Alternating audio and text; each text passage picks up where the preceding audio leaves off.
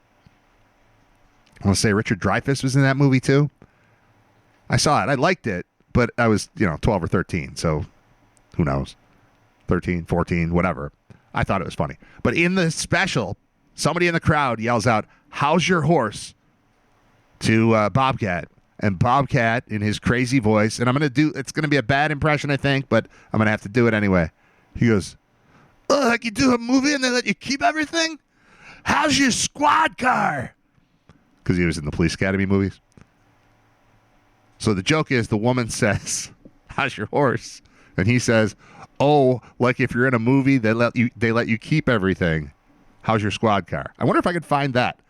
I wonder if I got every word right, because it's burned into my head. I haven't seen it in 30 years, but like you get to do a movie and let you keep everything. I used to love Bobcat in small doses. Like I wouldn't want to have a full conversation with him while he's doing the character. But that was some wacky, unique, interesting, fun stuff presented by Goldthwait back in the day. All right, so that's soundtracks from Danny Elfman through 89. We go to 1990. Nightbreed, Dick Tracy, Darkman, Edward Scissorhands, Article 99, Batman Returns. Ooh, I just saw Batman Returns. That was good.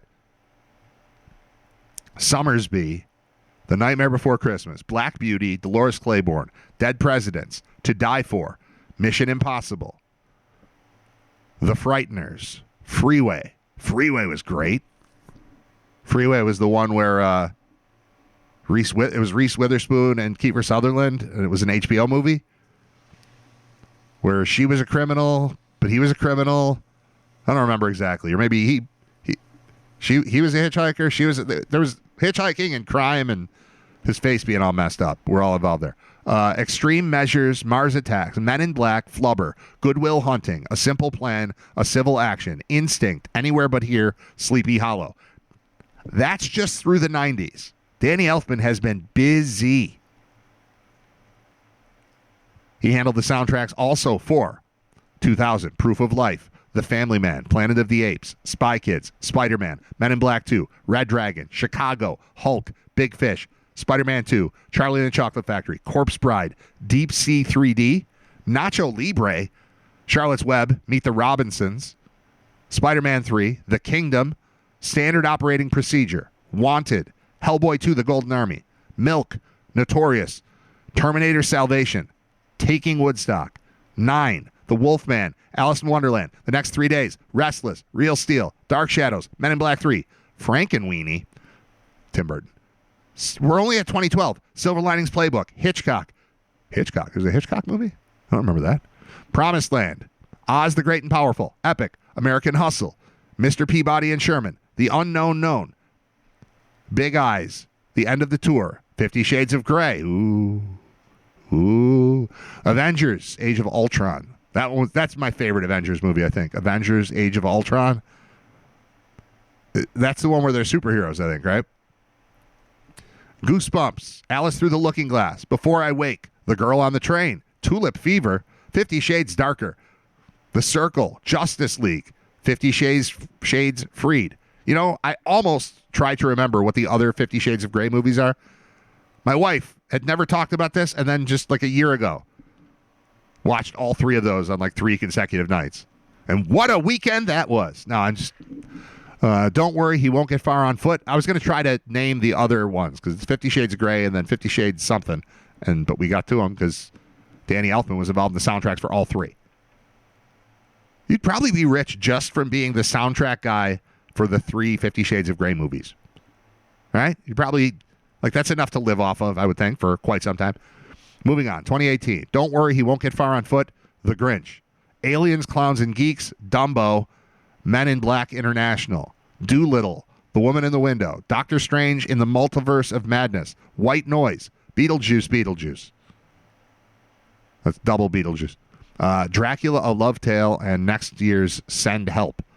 Additional film work includes Bachelor Party, Weird Science, Pure Luck, Army of Darkness, Shrunken Heads, Scream 2, Modern Vampires, My Favorite Martian, Heartbreakers, Novocaine, Kick-Ass, and Do Not Disturb. And then there's concert and stage works, and I'm not getting into that too. But in addition to just his work with Oingo Boingo, and then, TV, there's, oh my God, He's done 20 TV shows you've heard of, too. I'll do the TV shows. Then I'm going to stop talking about Danny Elfman. This is all based off of what? I get one little thing. Hey, could you play Dead Man's Party? Yeah. But I'm going to have to talk about Danny Elfman for 17 minutes. Sorry. TV. What is this? He's written theme music and occasional episodic scores for several TV series, including Alfred Hitchcock Presents, Amazing Stories, Pee-wee's Playhouse, Sledgehammer, Fast Times, Tales from the Crypt, Beetlejuice, the animated series, The Simpsons. Oh, yeah, that's right. Isn't The Simpsons... I don't know that the theme is him. He's just done work there. Theme music. Oh, yeah, theme music only. That's him. The Simpsons theme. Maybe his most famous song of all time. The Flash, Batman the Animated Series, Family Dog, Perversions of Science, Dilbert, Desperate Housewives, Point Pleasant, When We Rise, Wednesday. Video games. He's done 6 or 7 video games. This guy's a monster. It's his net worth. I don't know that I never looked this stuff up, but I am curious. 50 million. AI says estimated to be 50 million. It should be more. He's done a lot of good things. Uh-oh. Settled a sexual harassment allegation for $830,000. Sued by a composer for breach of contract over misconduct allegations he calls vicious and wholly false. We don't need to get into that. We're not here to muckrake. We're not here to dig into Danny Elfman and cause problems. Got a link in the chat. It's Writer Radio. Hello. Episode 159. I'm Brad. See, I still do that like it's radio. Oh, no, because it is, because it's live. You could have just tuned in just now, although you would have had to click on something that said Writer Radio. You know what you were getting. I don't know. I'm just going to stick with it. I'm going to occasionally remind you what my name is and the name of the show. Okay? A link came in the chat. And it said Giorgio Armani dead or something like that. Let me see exactly what it says in the link. You know how the link isn't a sentence, but it's got some words jammed in there, and you're like, oh, I think I know where they're going with this. It said Giorgio Armani, Italian fashion designer, dead. And I got to admit, I thought, why are we talking about the guy that was killed in Florida with the boat? And we watched there was a whole series about it or a movie or something. Why are we doing this? It turns out Giorgio Armani and Gianni Versace are 2 different people. They're Italian designers who have had no impact on my life. So I thought this guy was dead for years. But turns out no. He died at age 91 within the last 24 hours or so. Updated September 4th. That's today. Update at 10 o'clock this morning. That's recent. Passed away peacefully, surrounded by loved ones. He was known for his power suits and had recently missed key events for the fashion house. He worked until his final days, dedicating himself to the company, the collections, and the many ongoing and future projects, says the press release from the fashion house, Armani. Statement from employees and family reads, in this company, we have always felt like a part of a family. Today, with deep emotion, we feel the void left by the one who founded and nurtured this family with vision, passion, and dedication. But it is precisely in his spirit that we, the employees and family members who have always worked alongside Mr. Armani, commit to protecting what he built and to carrying his company forward in his memory with respect, responsibility, and love. I'll say this about Giorgio Armani. I appreciate the fact that I've never seen him before. I'm looking at this picture of his face. I've never seen him, and I think that helps my brain associate his name with class. When I don't think about some designer, some artiste off trying to create and inspire and all that. When I hear Armani, I'm just like, oh, rich guy suit. So that's good. That's good. His brand is cut through. I've never seen his face, and Armani sounds like rich guy stuff to me. Gianni Versace sounds shiny and uninteresting. I don't aspire to wear Versace. I mean, I aspire to wear shorts every day, so maybe I'm a bad example. But when I think about the word Armani, I just think dark suit, cool, doing well. If you're in an Armani suit, you're probably doing well. The only way you're not, and I've told this story before, probably multiple times on various stations and various iterations of Writer Radio, but not all of you have heard every minute, so I'll just do it again real quick. Shortly after getting out of college, I went to a wedding for one of the guys that I went to school with. And we had a big pack of guys there, as you would imagine. I'm still in a fantasy football league with 15 guys from college 26 years ago. So, big group of friends. And one of the guys there showed up, and he looked like he was 20 years into his career, and the rest of us were 6 months to a year into ours. We're at this wedding, at this fancy place, and he looked the part. He was just head to toe, just perfect. And I was like, man, what is this guy up to? Because I'm not, no knock on anybody, but none of us was, we had a lot of smart dudes, a lot of hardworking dudes, a lot of good people, a lot of people who were going to get interviewed and get hired quickly and then impress and then get promoted. And over the last several years, there's a lot of that going on. Very successful group of friends I have. This guy wouldn't have been like the top 5 pick to show up in a Brooks Brothers suit at a wedding, within a year of when we graduated. Or I might have still been in school, and some of the guys had graduated. It was early on for this dude to be dressed the way that he was dressed. Come to find out, he was working at the mall at the Brooks Brothers store. And that's why he was dressed in Brooks Brothers. That's just a side story. I still find that funny. It's been a long time. It's like, what is he doing to look like that? He sells the suits that he's wearing. Oh, that makes sense. He's gone on to not sell suits. He's doing great. But it was shocking to see this dude dressed that well right away. When I think of Armani, I think of like Brooks Brothers. You tell me you got a Brooks Brothers suit, I'm like, you're doing all right for yourself. Tell me you're in an Armani suit, I say you're doing well for yourself.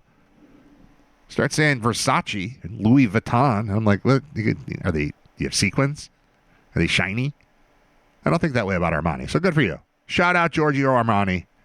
Your reputation is a good one because I don't think about fashion ever, and when I think of you, you seem classy. So that's pretty good. What do we got? 11:18. Do I want to play a song right now? Kind of do. Yeah, I'm going to play a song. No. I'm going to do this. In the end, growing the show, in the interest of making it bigger and better and sustainable and profitable and all that stuff, I've been reading and thinking and working and all that stuff, but thinking about what to do to make it bigger. One of the things that needs to happen is I need to, on my YouTube page, have some sort of a trailer video. Meaning, if you've never been to this YouTube page, you get there and you can click this and, hey, what's it all about? The show is so packed with randomness. Like, if anybody has any ideas about how you would promote this show, like what you would tell people, how you would, because I don't know what it is. Like, I like sports and people know me from sports, and I usually have something sports related in the show, but I'm far more interested in just weird stuff going on and interesting things happening in, society, in Western New York, in the United States. I want to say the world, but I don't care about the world so much as I care about the U.S. So I'm kind of shallow in that way, or patriotic, however you want to put it. But I was trying to figure out how to promote the show. So what I did is I just opened up, I grabbed 3 shows randomly. No rhyme or reason to which ones I picked. I just grabbed 3 shows and started zipping through them and pulling out little sound bites to paste together. And this is the plan. Honestly, if things had gone perfectly well, there would be a video already made of this. But I made 30, how long is this thing? This is go to the end. No. I don't know, 45 seconds? Yeah, 45-second kind of montage of audio from the show. And I hope it plays. If it doesn't play, I'll just play a song and we'll take a break. But this is what the video is going to sound like once there's video to add to it. Does anyone else confuse Jeffrey Epstein and Anthony Bourdain? You care about coyotes eating raccoons? Because they're just doing that They're just not susceptible to billboards. We probably shouldn't try to read too far into the song title of a guy who also had a hit with Susudio. You're a good person because you don't intentionally run over animals with your car. And if you heard the Pistachio Challenge, what is now being dubbed the Great Minneapolis Pistachio Challenge of 2025, you know how frustrated I can become if the music doesn't play. I need the music there. That's my crutch. You can like dogs and hot dogs. The implication that dogs and hot dogs are even related is just asinine. Predicting the future based on what just happened 30 seconds ago, to me, is not wise. It's going to get gross. Get ready to squirm, everyone. Does anyone else, is that an accurate representation of what the show is? I think it is. I think it's pretty close. I didn't mix in any sports stuff, but I was just I'd like hit play and wait till I hear something that, okay, that's 10 seconds I can use and pop that in. It's not the best stuff. It's just the stuff that I found. I have found that every show that I listen to, there's some redeeming quality of stupidity and randomness. Like that's kind of what my favorite thing about it. My favorite thing about doing the show is being able to go back and hearing just the dumb stuff that happens. I had a few of them that were longer that I'm saving for their own individual videos. So every soundbite there was 10 seconds or shorter. But I had a few that were a little longer that I pulled too. I might as well just throw those on while we're doing this. Just giving you an idea of what I'm working on and how I'm thinking. I feel like I should, like if I were to hire a person, if even an intern, all I would need them to do is, hey, can you listen to the show every day and then tell me what parts were good?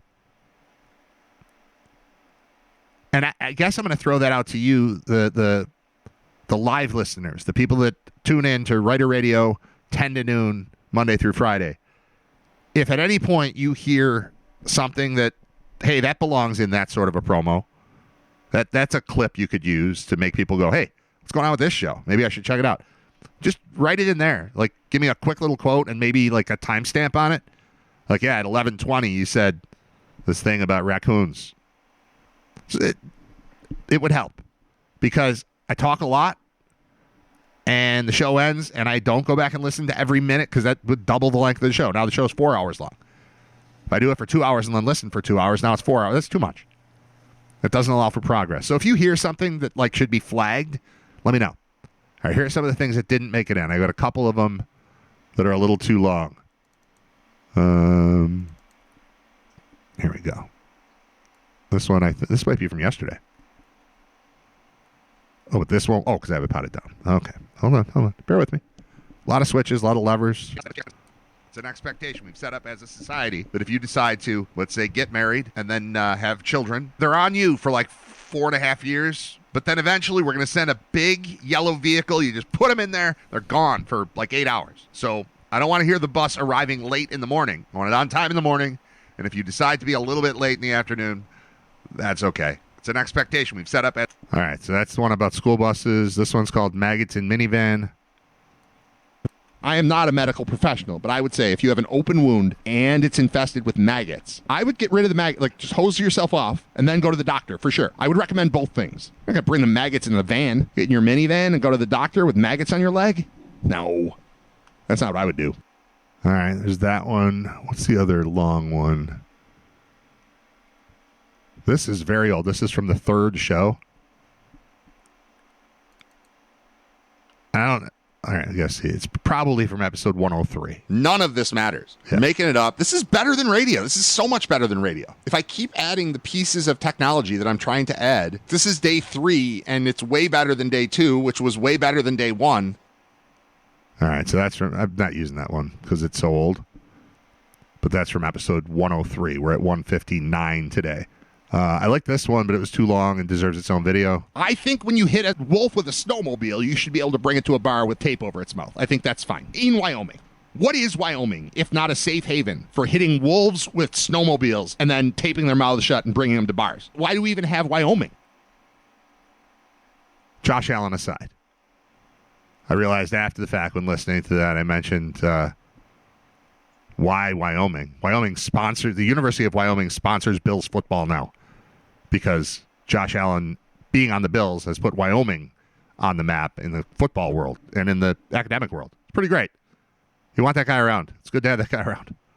All right, and then this is the last one that I didn't use. high school cheerleader car wash, and then right next to it was the same high school, the special needs class car wash. No one's going to be mad at me. Nobody's going to say I'm a weirdo, and they're going to do a better job washing my car. I feel like too much was left out of that one, and the whole point wasn't made, but it was abbreviated to fit into the promo. I don't know that one will. I don't know that one will get used. But anyway, I'm looking for little sound bites like that. So if you ever hear something, you get the gist. You know what the good stuff is, but sometimes I forget what the good stuff is. So let me know if you catch something like, hey, that was something you might want to save. I'll do it. I'll do it. Just like when you asked for Dead Man's Party, I just played Dead Man's Party. I got your back. Jay Skurski is going to join me coming up at 11:45. I'm going to play a song here, and probably just one song. Probably just one song, and then come back, and then I'll probably play a song leading into calling Jay. So stick with me. We'll talk football. NFL is here today. The NFL begins today. That is exciting news. And Jay Skurski will be here to talk about it in about 18 minutes, something like that. All right, quick song as a break. I need some water. I don't even have my water bottle. Got this little bottle of iced tea I've been drinking, but I don't love it. It's not great iced tea. Music. Be right back. Writer Radio, episode 159. This portion of Writer Radio has been deleted for the podcast version. If you want to hear everything that happens, listen live weekdays 10 to noon at writerradio.com.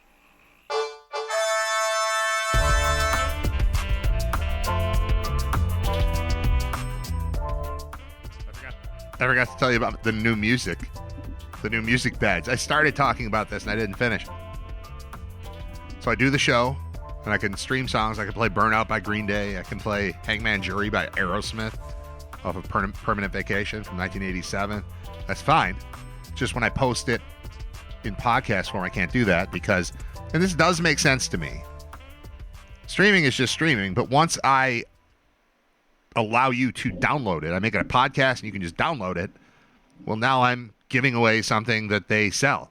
Like, you can listen to a song on the radio, but as soon as you want to own it, that costs money. So I'm letting you hear it. That's fine. But then when I publish, I can't do it. So if I ever want the show to sound, because I like how the show sounds when there's just music playing under it, but it has to be music that I have the rights to. So I have to make my own music. So you've heard like this. I use this all the time. Oh, I got to turn that other thing off. Hold on. 3, 2, 1. This 0. I use every day to start the show. It's like 5 minutes long. We never use the whole thing, but I call this one All Right. All right. Do you know why? I bet you do.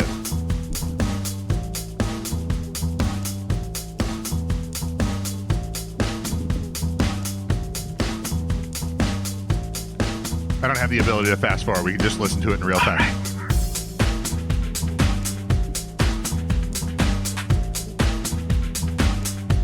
Just to give you an idea that making digital music is not impressive, I did this. Sounds great. You know, it's fine.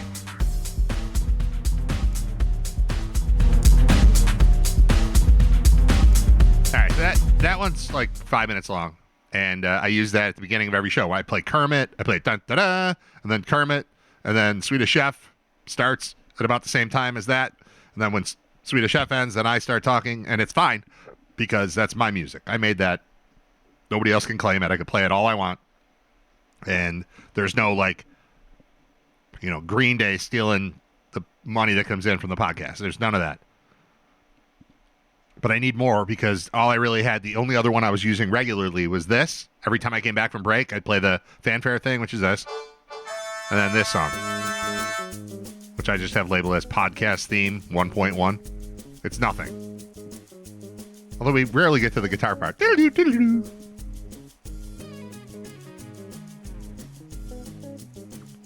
All right, so that's number 2. Like, I had that one. There's also the one that played under the promo thing that I did. Oh, I bet I can isolate that. That was one that I have had for a while, too. I've had basically 3 songs that I could work with. I had the 2 that you just heard, plus... what is that one called? Here we go. Pod Theme 1. I had this thing. Bear with me. I'm sorry. I'm trying to explain. I want you to understand what's going on here. This thing.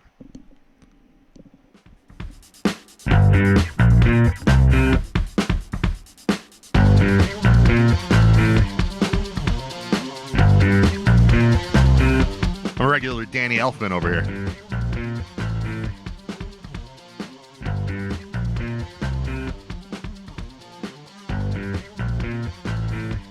This one's pretty basic. So anyway, like those are the three that I've had to work with. I did 3 new ones last night. So I've got 3 new music beds, all composed by me, kind of.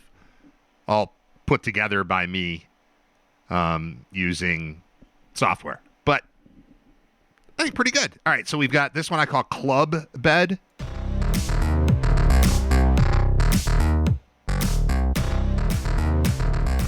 Not bad.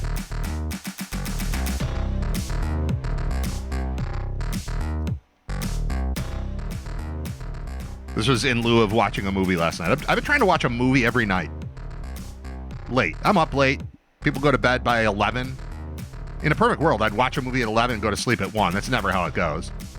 I end up watching a movie at 12:30, and then that makes me want to watch another movie, and next thing you know, it's 3:15. I'm like, come on. All right, so this is Club Bed.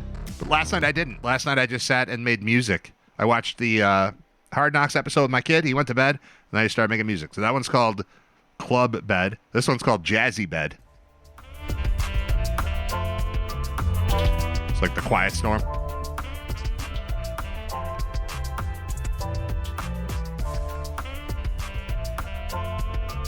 Just getting a few new flavors to the show.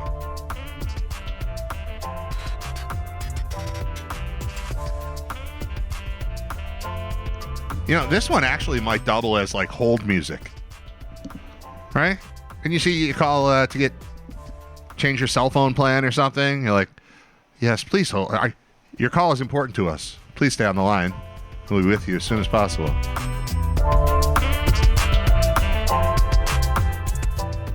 But I'm thinking I might be, and they all loop. So that one's 1:17 long, but it just will keep going and going and going. And then Spooky Bed is only 17 and a half seconds long, but you wouldn't know it because it just loops right back around. Check it out.